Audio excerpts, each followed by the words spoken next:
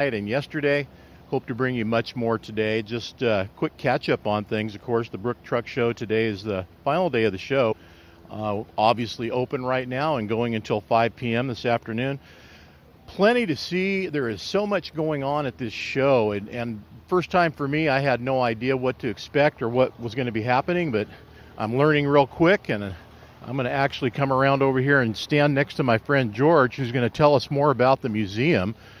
Just want to let you guys know there's a lot going on here, such as swap meet, old truck stuff. You know, if you're looking for something that you just can't quite find anywhere else because your truck's so old, you're probably going to find it here. And there's several vendors here that are featuring some of the old parts, from gauges to grills to steps to breathers to bumpers. I mean, you name it. There's just a ton of stuff around here to be found. But I want to introduce George. George Rules here is what we call in the trade a docent, right? I mean, isn't that actually your title? Yeah. I'll drive. How about it? Yeah, I'm George, and I'm a volunteer here at the Truck Museum. And actually, this entire property is all volunteers, all 14 museums.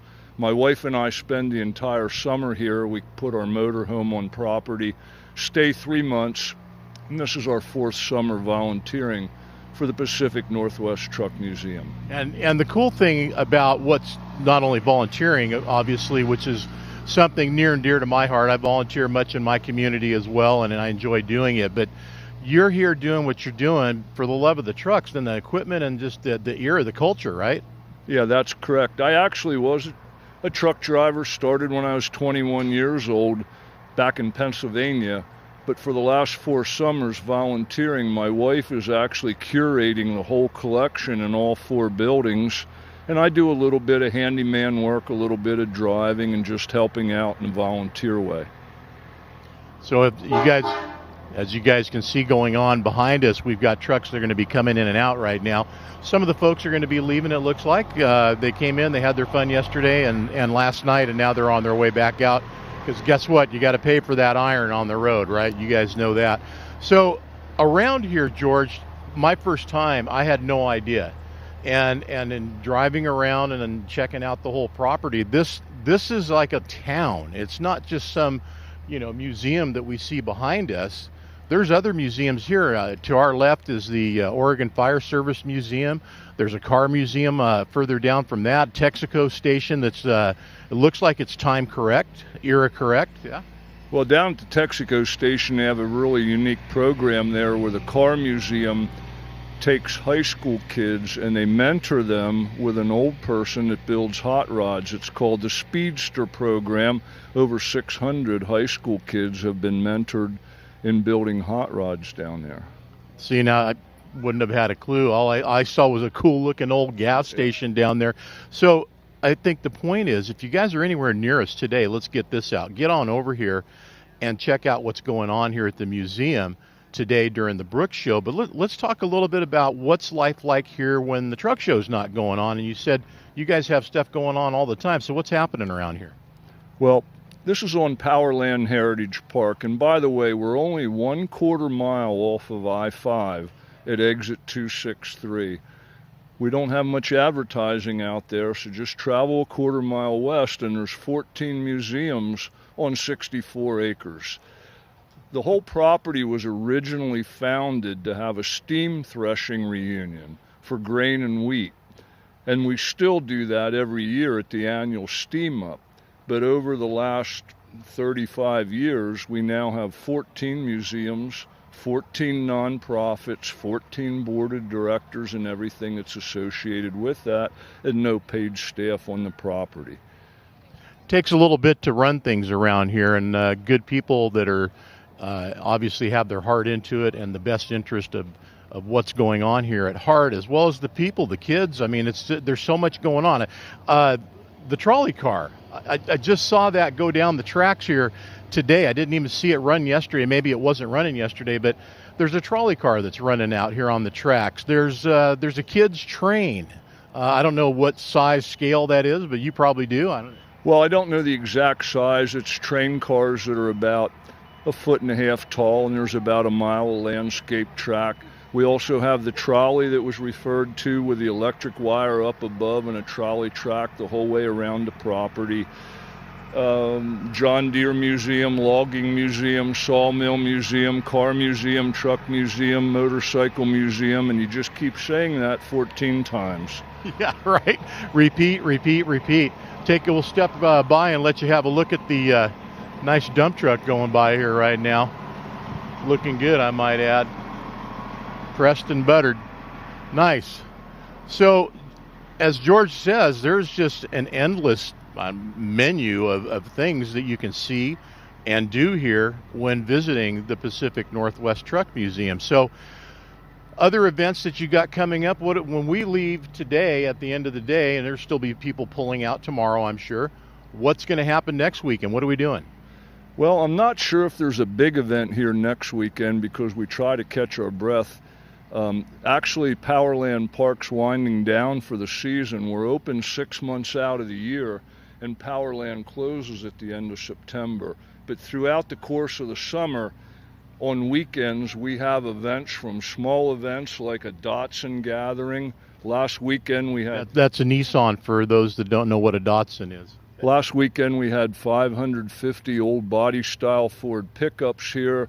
4th of July we had a Union and Confederate battles in the Civil War. We've had 1700s reenactment. Over 200 Corvettes at the Corvette Show. Vintage RV rally. Almost every weekend something here at Powerland. Now you can come in those 6 months, Wednesday, Thursday, and Friday, and of course Saturday and Sunday. A few of the museums are open, but during our big events, the museums are open and there's just a lot of fun for the entire family here at Powerland. So that was going to be my next question is all of that open to the public? And it sounds like it is. Now, if somebody wanted to come in and host a private event here, do you guys do that? Yes, you can talk to the organization that oversees the ground and you can petition to have your event hosted here. We have all kind of opportunities, buildings, property, thing like that.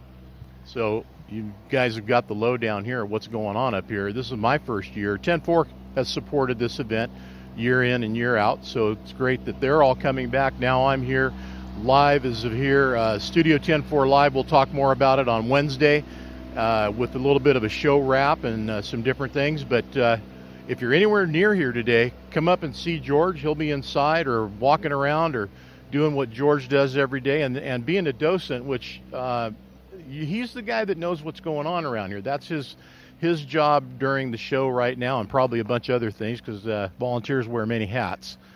But go inside, say hello to the folks inside, check out the museum, and of course the trucks. There's probably 400 or more trucks here, maybe more than that. I'm terrible at estimating numbers, but I'm guessing 400 plus trucks here. Yeah, somewhere in that neighborhood. We're close. Yeah. I'm told this morning I heard we have about 420 trucks that are visiting right now. But I also want you to know that the Pacific Northwest Truck Museum normally has 80 restored trucks inside. Some are over 100 years old. We have prototypes. We have one of a kind. Behind me is that gersic truck that was actually the forerunner of Kenworth. This is, of course, Kenworth's 100th birthday. We have the prototype of the T600, the prototype of the T2000. One-of-a-kind trucks, but 80 restored trucks inside our buildings, and we'd invite you to come check them out. There you have it. I'll tell you, George, you have a couple more minutes? I do. You want to do a walk around of that truck over there? I'll bring a camera over there, and you can tell us a little bit of what it is, and I'll run the camera over there on it, okay? That's fine. Okay. I'm going to hand you the mic. I don't do that very often. All right. You want me to keep talking? Hang on. So guys, hang on a second. I'm going to switch cameras and bring another camera over.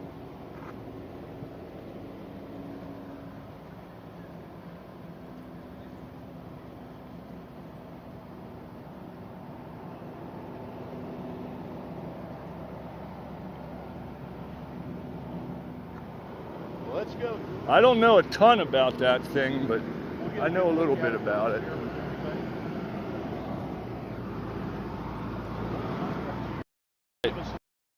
Is it one of them where you do it a thumb length away? You don't have to do anything like that, just like that. All right. tell them what we're looking at here. Well, here's this 1917 gersic. We're celebrating the 100th birthday of Kenworth.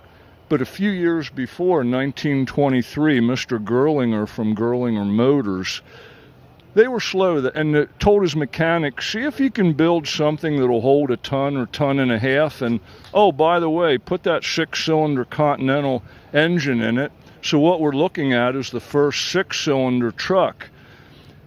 Well, in the late 19-teens, there were some financial issues in getting shipment of parts, and gersics actually went bankrupt.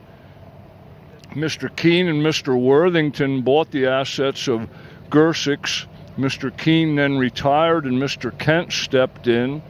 Mr. Kent and Mr. Worthington acquired gersics, and you can probably imagine where that's going. Kent and Worthington formed Kenworth. What we're filming right now is the forerunner of Kenworth trucks. Also here at the museum we have a very nice 1923 Kenworth. We may see that here in a bit. But the gersic was the forerunner of Kenworth, and that is what we're celebrating.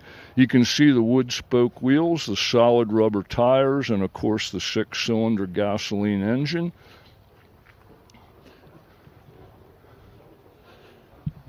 I just got to say, amazing here. This is, and I've said this before about some of these older trucks. You didn't work it worked you. It definitely was a great help to have, especially early on in those days when guys were used to just running around with a horse pulling a wagon. But you look at this this setup and the spring pack on there and the rear ends on it. This thing was built to make it happen, even at the era that it was put together. Yeah, that's correct. And you know, so many of us are used to riding around in vehicles that are climate controlled, but just imagine sitting on that seat, and if it's cold and rainy that day, I predict that the driver's going to be cold and wet also. There's a shot of that 6-cylinder Continental engine, and again, this is the first 6-cylinder truck right here, and it was the forerunner of Kenworth that we're celebrating here today. I'm sure everybody's noticed the spark plugs on there and that it was a gas engine, not a diesel, so we got around to that a little later. But this is it, folks. This is how our forefathers and, I hate to say it, but ancestors, yeah, the guys who set this thing up for us to be here celebrating, this is what they started out in. So you guys can get kind of a little bit of a look at what's going on here right now and see they've got a period correct Texaco down there.